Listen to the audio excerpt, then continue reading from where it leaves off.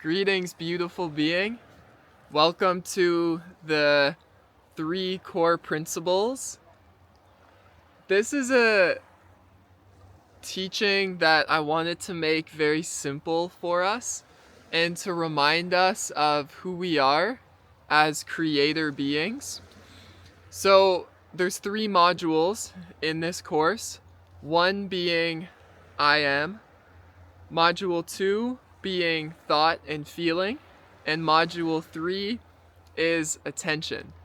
So we're gonna break these down individually, and I just feel that this is so important to understand as we go forward on our eternal journey of life.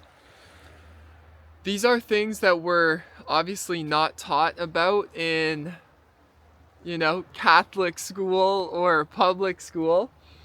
But as we shift into the new earth, I feel that these teachings should be shared with the children, and we start our children off on the right track. So, as we are all children of God, children of the one Creator, children of light, and children of love, I want to remind us all and just take us through these few modules simply as reminders and